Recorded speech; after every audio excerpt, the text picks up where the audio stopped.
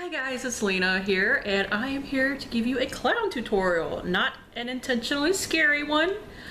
I am afraid of clowns all on their own. I think it actually did wind up coming out a little bit creepy, but maybe it's just my personal aversion to clowns.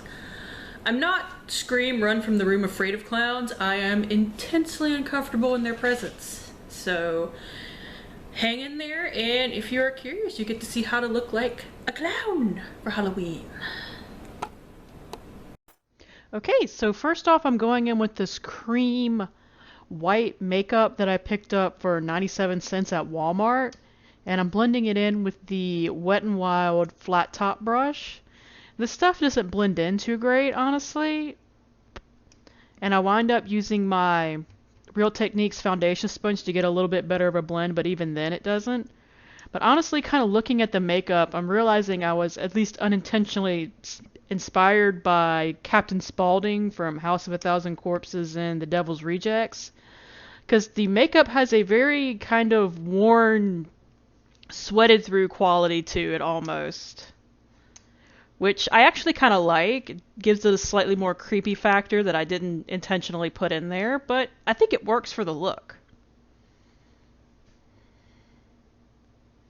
Next, I'm going in with my Jordana shadow pencil in the color Aqua, which it is a very nice pencil. I do recommend these if you can find them. They're kind of hard to find unless you want to buy them online. And I cut that part because I was out of frame. But next I'm using the Urban Decay eyeshadow palette in the shade Gonzo to kind of set the cream eyeshadow, which I realized watching this that I missed a couple of spots when I was patting it all over the lid, but I think it works for the overall look, honestly.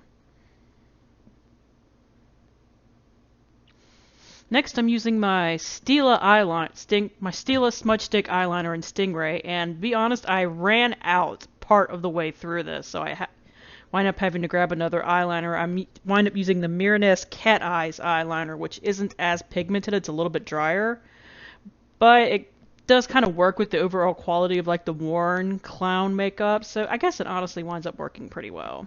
That's the Miraness one right there. So I line both my top and my lower lash lines. And next I'm actually going to go in with a kind of inverted triangle shape almost on the bottom of my eyes. When I was looking up clown makeup, I did see that a lot, so I decided to go with it. I wish it was a little bit more pigmented, but I was working with what I had.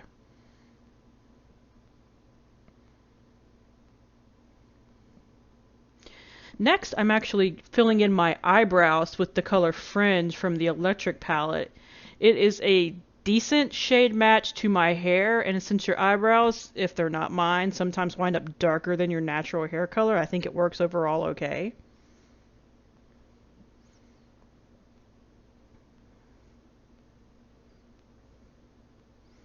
And the blush. The blush comes out crazy. I actually wind up using Savage from the palette. This palette's on sale right now, guys, so if you ever wanted to get it, now would probably be the time, because I think Urban Decay is discontinuing it, which makes me sad.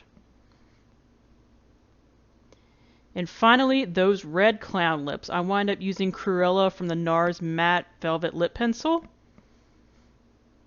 And that's it. Thank you guys for tuning in. As always, I do really appreciate it, and I hope I'll